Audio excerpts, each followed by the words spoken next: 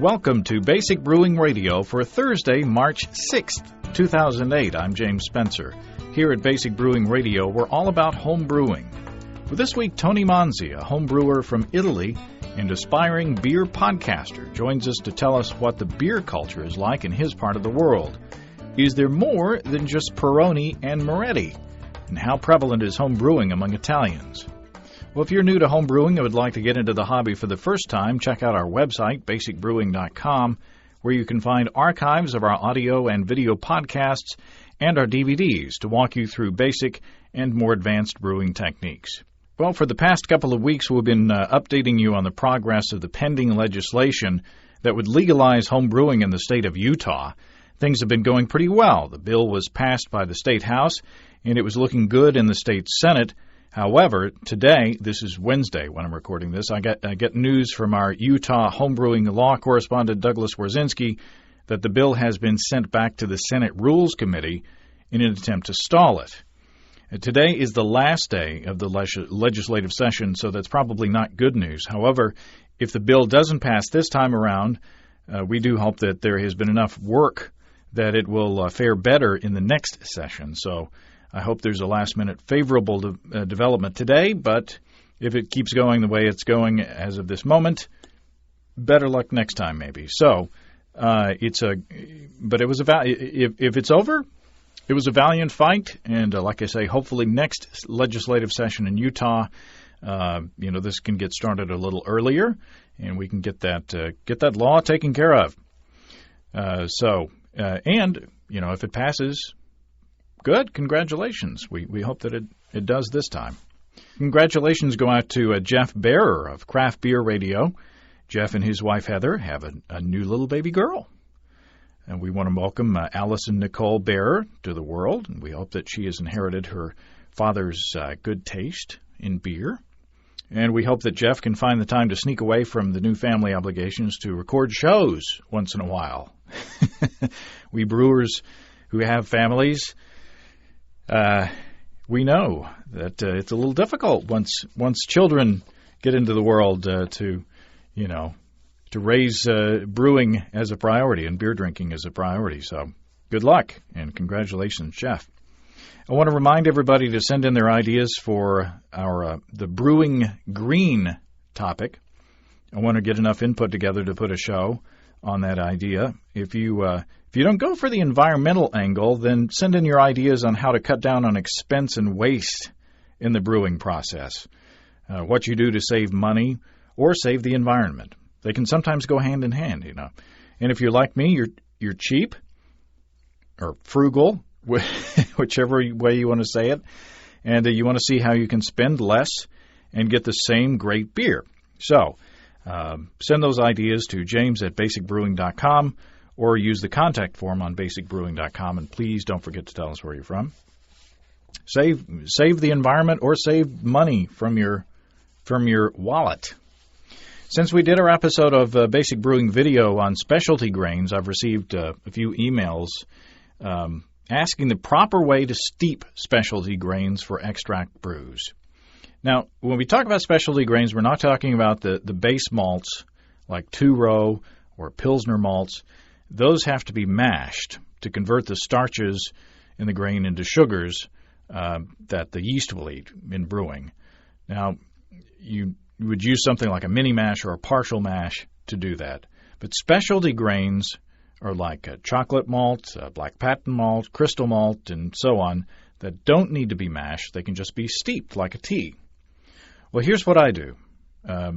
When I do full volume boils, while the water is heating up from cold, I put the grain bag in. I just put the grain bag in and turn on the fire. And when the temperature of the water hits 170 degrees Fahrenheit, that's around 77 degrees Celsius, it takes about 30 minutes to do so.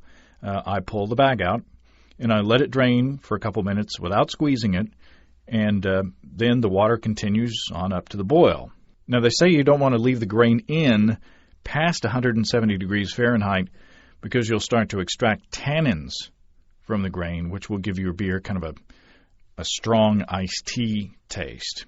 So, like I say, it takes about 30 minutes to bring the water up to 170 degrees, and just looking at it and the way my beers taste, that works for me. Now, when I'm doing small batches, obviously the water heats up to 170 degrees much quicker. So what I do is to bring the water up to 150 degrees Fahrenheit. That's around 65 C.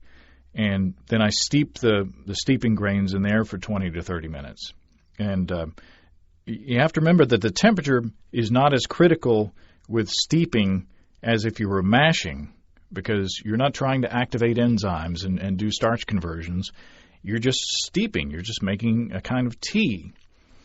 Now, I also hear that you can steep your grains in the fridge, like overnight, in the same way that you make a regular iced tea by steeping it in cold water overnight. But I haven't tried that myself. Might be worth an experiment. Taking a look in the mailbag, just a fun note here from Andrew in Bowling Green, Kentucky. Andrew says, just discovered your podcast. I teach a course here at Western Kentucky University called The History and Science of Beer and Brewing. Andrew says, I'm team teaching it with biology. We study the history and the biology of beer, but we also brew 10 gallons every other week.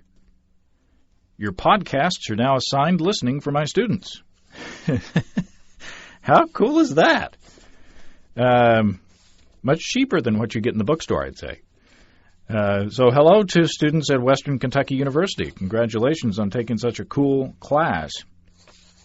Where was that class when I was at school? I had to learn about beer on Dixon Street in Fayetteville, Arkansas. And what a lesson that was. Ben in Lafayette, Indiana writes, I'm hoping to upgrade to a stock pot larger than my current enamel 5-gallon pot that I'm currently using. I'm unsure, however, if my electric stove in my apartment will handle the load of a heavy aluminum stock pot and 6+ gallons of wort. Any experience in this area? Are there really that great of advantages to boiling all my wort at once? Well, Ben, we do say that it's the best practice to do full volume boils. However, I remember I started brewing on an electric stove, and I remember how long it took to bring a full volume of wort to a boil, and it just seemed like forever. In fact, on my present gas stove, it's also a very long process. And whenever I'm doing a full volume boil, I usually go out in the patio and bring out the propane burner. However, as long as you keep a couple of things in mind, I think you shouldn't have any worries in doing partial volume boils. So it's not necessarily necessary to move up to full volume boils. You can do extract brewing. You can do good beers with partial boiling. Now you have to remember that boiling extract in half the volume of water means that your wort is going to be twice as dense, or it'll have twice the gravity of what you're going to wind up with in the fermenter. For instance, if you're brewing a beer that's 1050, which is, light to moderate gravity, the wort that you're going to be boiling would be 1100. It would be the same amount as a barley wine. Now, this affects you in at least a couple of ways. First, your hop utilization is going to suffer when your wort is that dense. And second, you're going to get more darkening of color. Now, you can counteract these things by adding most of your extract at around 15 minutes before the end of the boil if you're doing a 60-minute boil. Now, you can add a bit of extract in the beginning, like a pound or so, to help your hops integrate into the boil.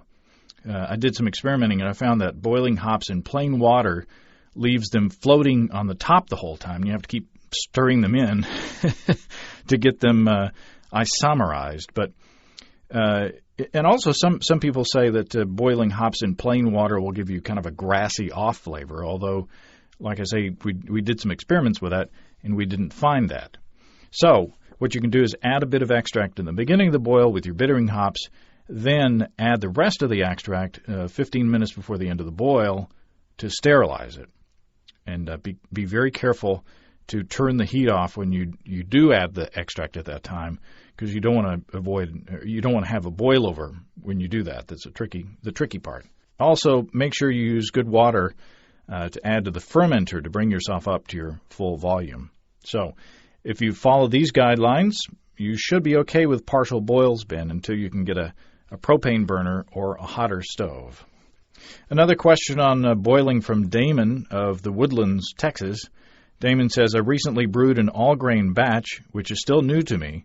Things were going okay, other than a stuck sparge, rain, and having to take pajamas to my daughter down the street during the boil. And then my propane ran out. Damon says, I got about 40 minutes into the boil. I threw my aroma hops in. Once the boil died, no neighbor had a tank either. That may actually be a blessing since it's a porter and I'm not really looking for a strong hop character. Damon says, anyway, any ideas how such a short boil on an all-grain mash could affect my finished product? Well, way back in 2005, we talked to Bob Hansen of Breeze Malt and Ingredients, and he said, if I can remember correctly, there are 5 Asians that are taken care of in the boil. There is isomerization, we talked about before, getting the bitterness out of your hops. Sterilization, that's sterilizing your wort and its ingredients. Evaporation, and that's removing the water from the wort to reach a target gravity. For instance, if you're doing a barley wine and you want to boil and boil and boil and remove a lot of the water till you get to a very high gravity wort. Coagulation, which is the hot break, coagulating the proteins in the hot break. And volatilization, and that's volatilizing the compounds like DMS that will give your beer a cooked corn or vegetal flavor. Now, extract brewers really only have to worry about sterilization and isomerization, since the rest is taken care of by the malt manufacturer. And if you're using hopped extract for that matter, you don't even have to worry about isomerization, because that's already done. So, getting back to you, is your 40-minute boil enough to take care of what needs to be done? Well, I guess the proof is in the tasting. If it's not bitter enough for you, or if it tastes like canned corn, then you know what to blame. Otherwise, I wouldn't worry about it, because worrying's not going to do you any good anyway. By the way, word to the wise, I always keep a spare propane tank around just in case this happens. It has happened to me on several occasions, not only with beer, but in cooking with a gas grill. It's equally not as much fun to have a grill full of half-cooked chicken waiting on you while you run to the store for more propane. So, nowadays you can pay a deposit, get the tank, and just, trade them in easily. So have a spare tank on your patio. As usual, thanks to everybody for your letters. Now, Tony Manzi contacted me a few weeks back letting me know that he's starting a beer podcast in Italy. And he wanted to interview me on the hop situation over here in the United States. And I said I would talk to him if he'd talk to us and fill us in on beer and brewing in his home country. Tony Manzi, welcome to Basic Brewing Radio. Well, thank you for having me on your show. You live near Rome. You say you live between Naples and Rome. Is that correct? That's right. I'm just 120 kilometers between Rome and Naples, just right in the split. Now, tell me, when we think of Italy, we think of pasta and red wine, or at least that's what I think of. What is the beer culture in Italy? Well, there is a fast-growing beer culture now in Italy, mostly in the north of Italy now. But there is still a culture of big lagers, premium beers, how they call it here. For the most famous meal, Italian meal, that is pizza.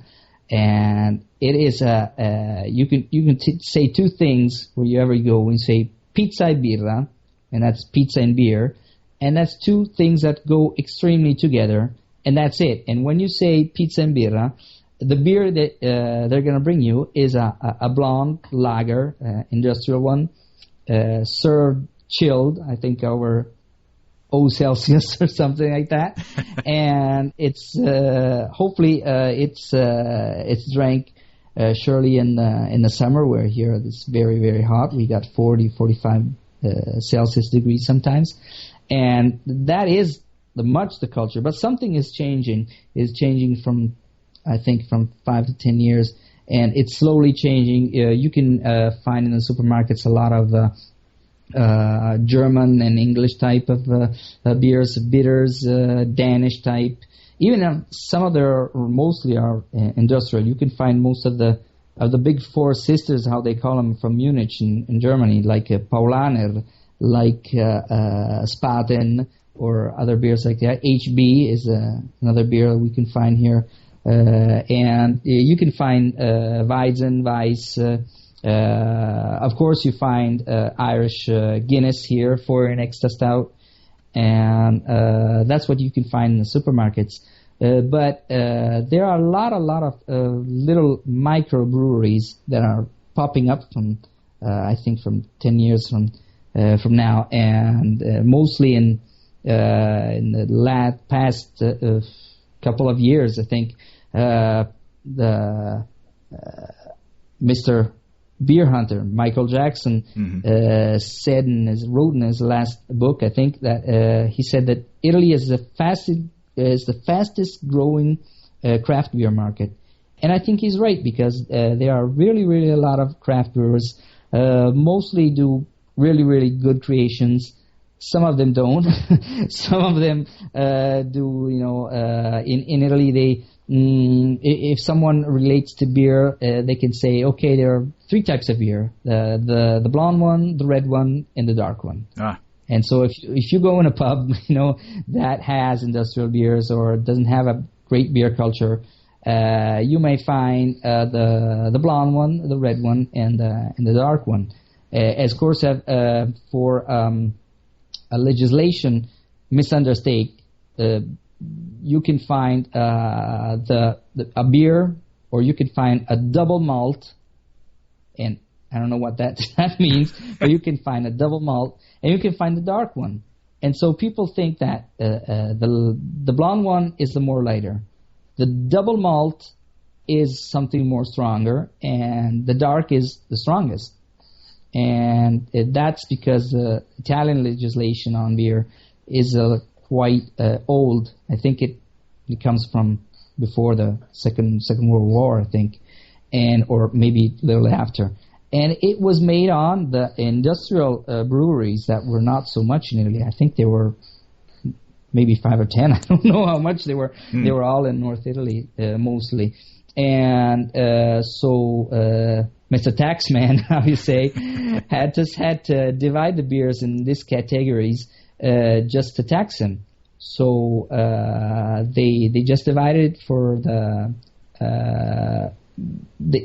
name was the color, but really this division was made for the content of alcohol, and so the taxman could get on it. And that's a little bit of history of we must give the government we must give the government its due. I guess that's it seems to be the priority. That's right. A little bit the government has to do about it, and the big difficulties that the craft brewers or microbreweries find in Italy, that they have to go in so many details, so many permits, so many paperwork, and that's because the legislation is made on big breweries, industrial breweries. So microbreweries have to have a lot of things that industrial breweries have, and I think there are from province to province there are some little differences. But I was looking on the internet, and a lot of homebrewers like me, they just like to dream of, okay, one day I'm gonna brew, I'm gonna make a microbrewery and things like that. But and in the forums and on the net in Italy, everybody every day asks the same question: what do I have to do to get a microbrewery? What do I have to do? How much does it cost? And someone estimated that for a business plan that really matters, you have to have an investment about of 300,000 euro. That is like now I think it's $400,000, Wow. stuff like that. Wow. And it is quite a much, and it's not so so easy to find that. Yeah. But a lot of brewers are making it, and I'm happy about that because there's more to drink about, and more good things to drink, and more good people to learn. And there are actually, I think, 3 or 4 home brewers that are making it their dream, and they are making it, and I hope they're going to last. So, what among the craft brewers that are coming up? What are the styles that they are brewing? What are the styles that are popular among the Italian beer drinkers? Well, I was just speaking today with a friend of mine, and we were speaking about all the hop situation, and of course we mentioned all the hoppy beers, and there is a style. There's mostly styles that they try to get big hoppy beers like American IPAs, or I don't know,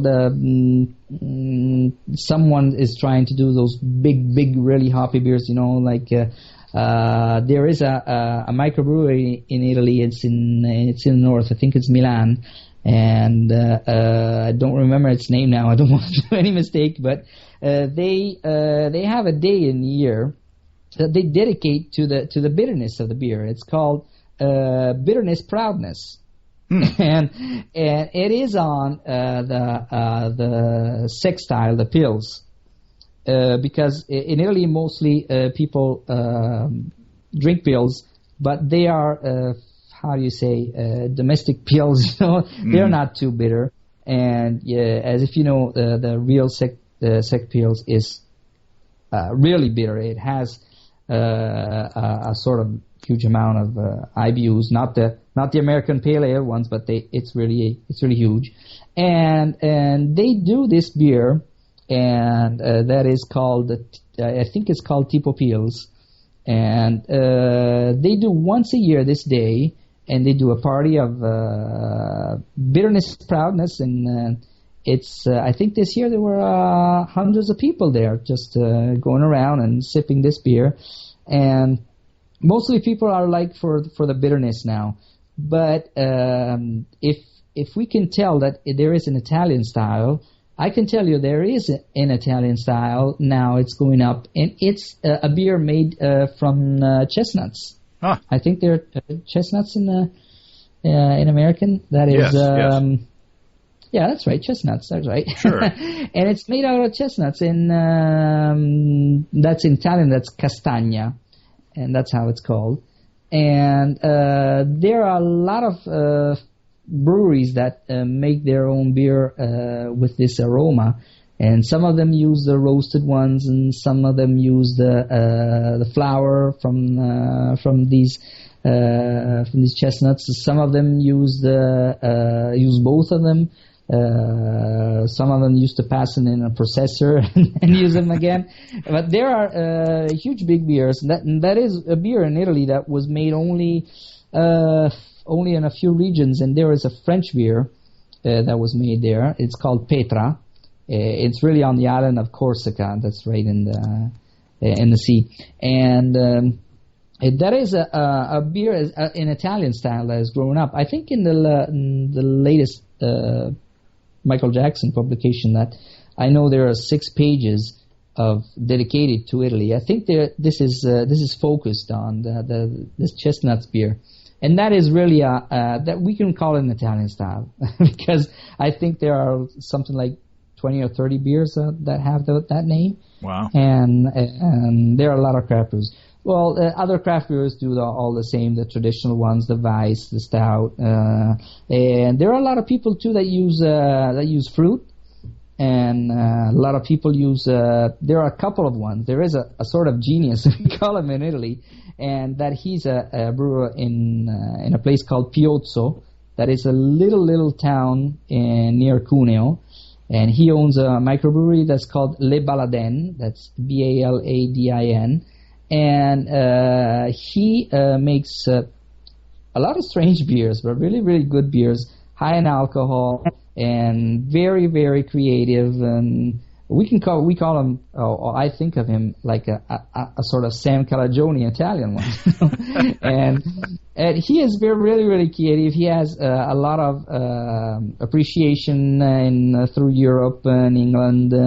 And I think these beers are currently sold in America. I don't know if it's New York. I think it's New York or California. I'm not sure of that. And these are the most interesting beers I think there are in Italy. Now, let's talk about you. You say you've been a home brewer for 3 or 4 years now. How did you get into home brewing, and what styles do you brew?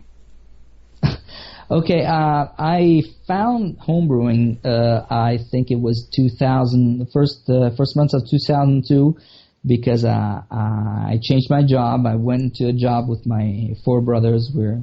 We have a transport company. We own several trucks, and we deliver groceries to the supermarkets. And during the day, when there was some time to look on the internet and things like that, I remember 2 of my friends here in Fondi that used to tell me that they tried to make beer once, and they had an old wine barrel that where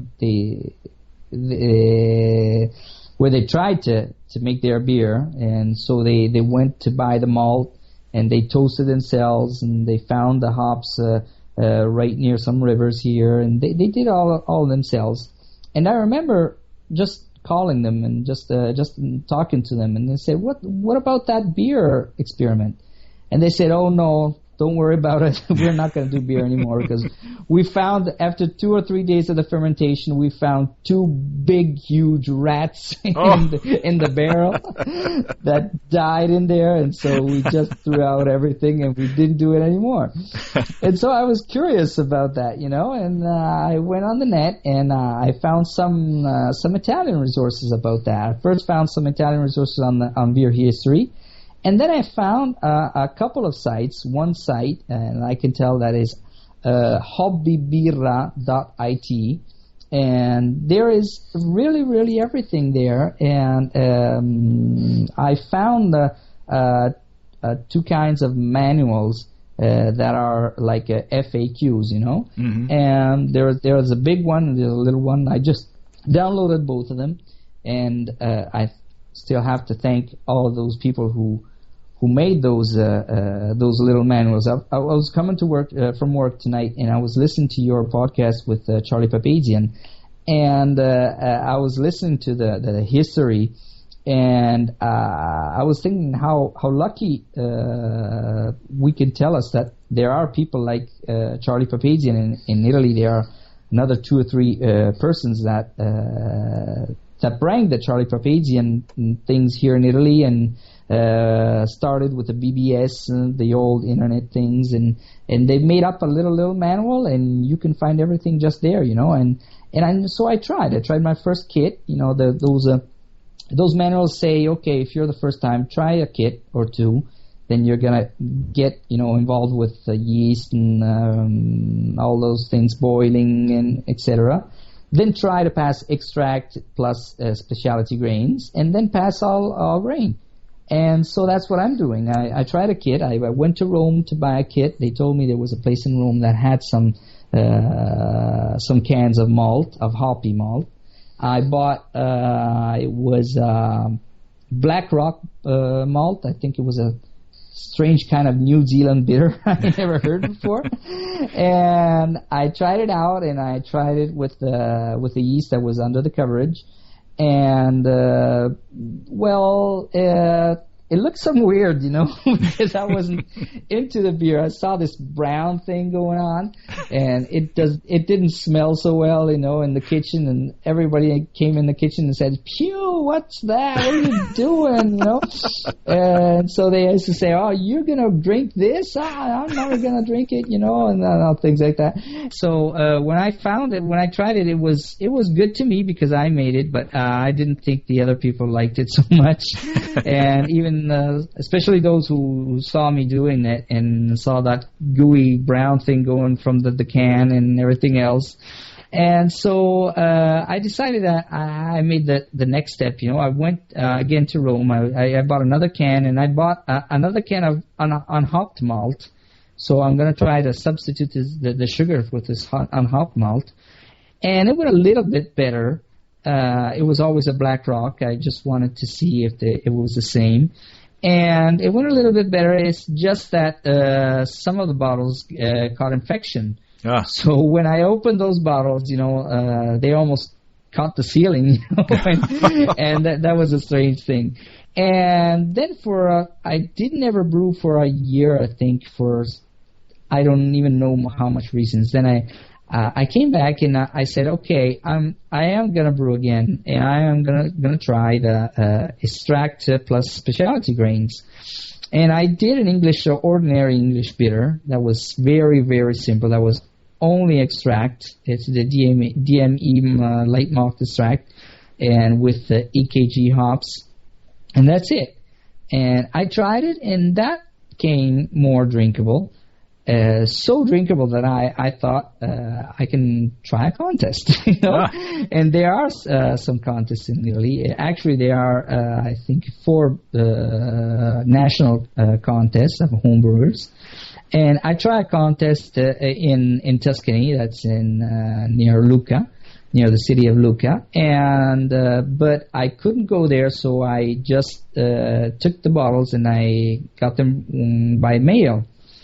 And I think that was the end of May or the 1st of June, I think, and it was very, very hot, and the beers didn't come so healthy. And so the judge just wrote me and said maybe the beer has suffered the journey. And so I decided to try again, and I wanted to try a Weizen. And then I saw your site, your internet site. I downloaded your shows.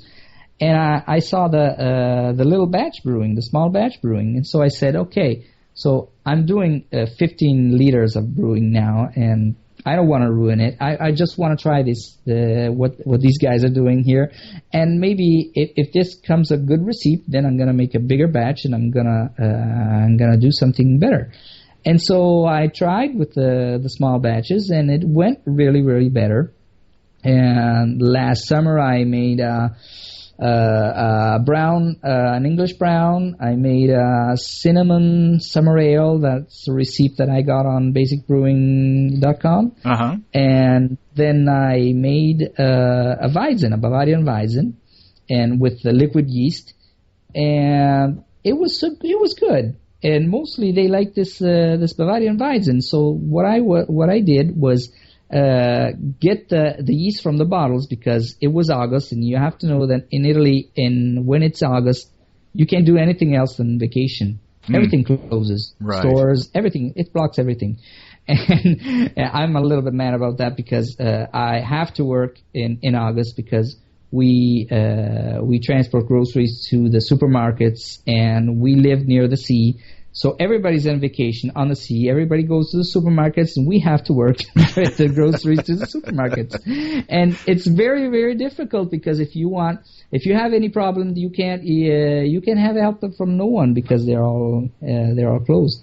And so I had to get the yeast from the bottles, and so I made it again. And in October, I sent the last 2 bottles that I had. I sent it to a contest near Naples. That is a place called Gragnano, and I made it 4th. Oh, well, there you go. 4th. I was 4th with just a few points. I think from me and the third guy, it was like 0.230 points, something like that. Wow! And so I was really, really proud of that. And I went to Gragnano the Saturday, and the contest was on Sunday. So I brought the bottles in a cooler, and I just went there and I just put it in the fridge of the contest, So I was just more and more careful on the journey of my beers, and I think that counted a lot. Small batch brewing is really working out for you. It's giving you a platform to test your recipes and to kind of get your feet wet in different styles before you go on to the bigger batches. That's right. I found it really, really comfortable to me, because I don't have much space in home, and I can try to brew more times than I want, and try different styles, and I don't need much space, and I can even enjoy it. Even because I'm the only one in the house that drinks beer, and I don't drink lots of beer. I'm not so used to drink lots of beer like someone in the north used to do.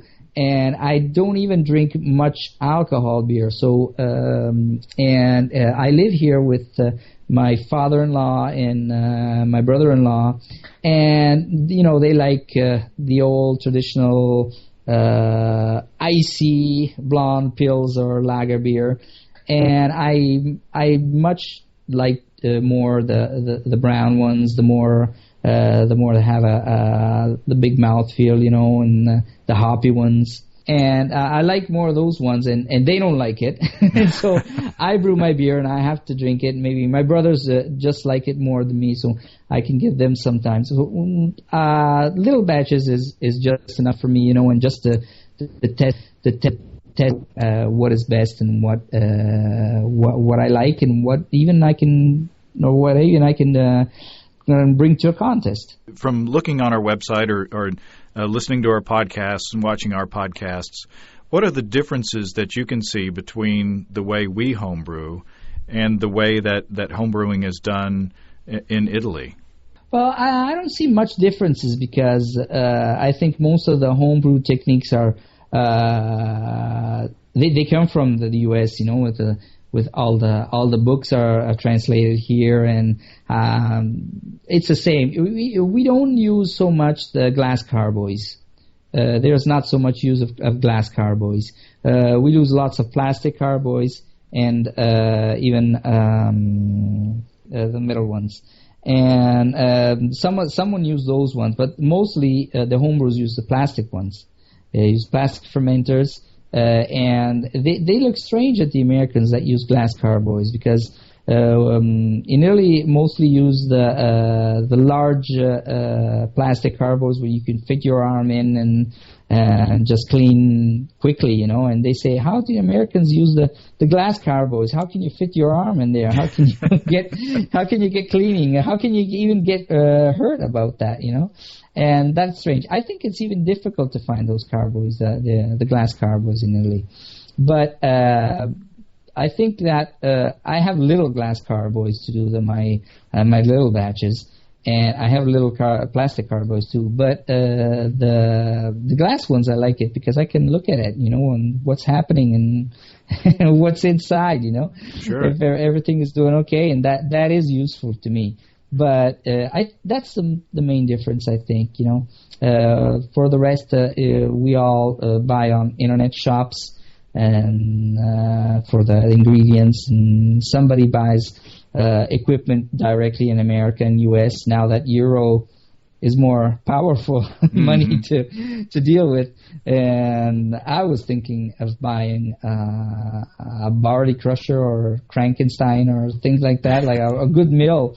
And but I still have a little one, and I think I'm still going to deal with that till I'm not going to have more bigger batches to deal with.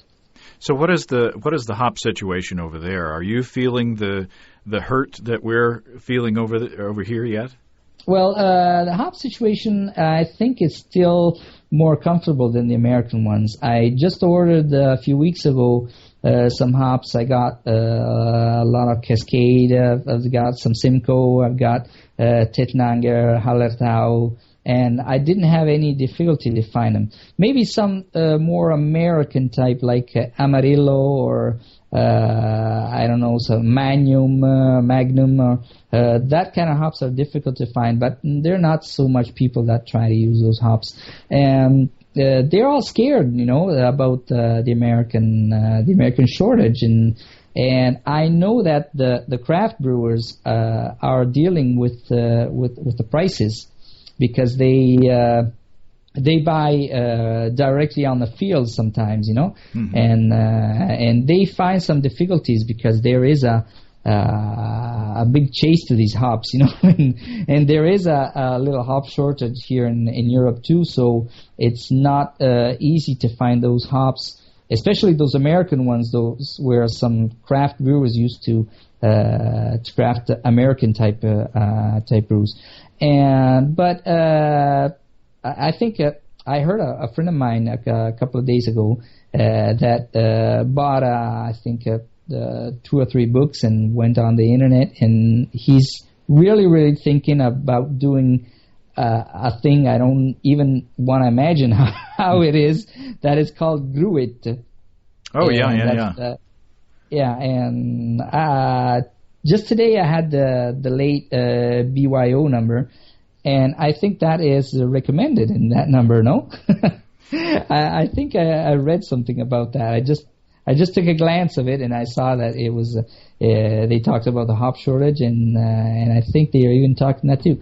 And somebody's suggesting that people are going to more experiment here in Italy, but for now, I think for the home brewers, it's just buying hops a little bit more pricier. I don't think there are more difficulties now for that kind of ingredient. So it sounds like you're in pretty good shape right now, and it sounds like you've got a healthy home brewing community over there in Italy. I wouldn't have of course I've never had any information one way or the other, but it does sound like home brewing is alive and well over there.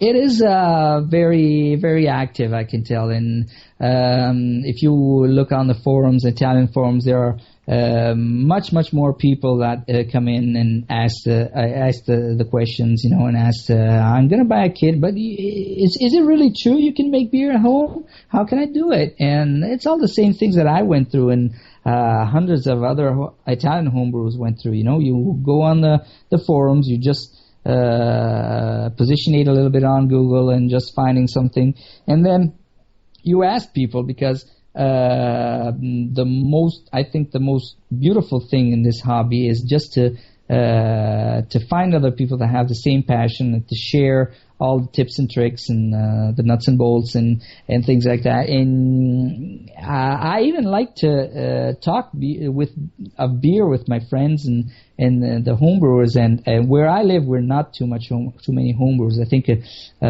we are like 5 or 6 homebrewers in a row of 60 or 70 kilometers or something like that. And so we just chat on the forums, and that's what we do. But it's getting huger and huger, and it's growing as same as the craft brew market is growing. Well, very good. Well, thanks, Tony. Okay, thank you, James. It's very an honor to me to be on your show. Well, thanks again to Tony Manzi. I'll post a link to his beer podcast in the description of this episode on basicbrewingradio.com. He says he's going to post a translated version of my comments along with the interview in the original English. So if you're interested, you can check that out. I have friends in Italy, and I always tell them "Mangia la porta" as a greeting. When we're saying hello or goodbye, it's always "Mangia la porta." It actually means "eat the door" in Italian, but I can't remember where I got it from, but it's always fun to say. So, Mangia la porta, Tony. Good luck to you. If you have brewing questions, show suggestions, or just want to say Mangia la porta, write to James at basicbrewing.com, or just fill out the contact form on basicbrewing.com, and please don't forget to tell us where you're from. And check your email address. Make sure it's right. Otherwise, I can't get back to you. You can check out our low-tech lagering decoction mashing DVD on our website, basicbrewing.com, where you can see Steve Wilkes do a single-step decoction mash, and you can follow me through a lager fermentation in the middle of summer where I don't use a dedicated chest freezer. There are also our original DVDs. In Basic Brewing, Introduction to Extract Home Brewing, we walk you through the extract brewing process step by step from boiling to bottling.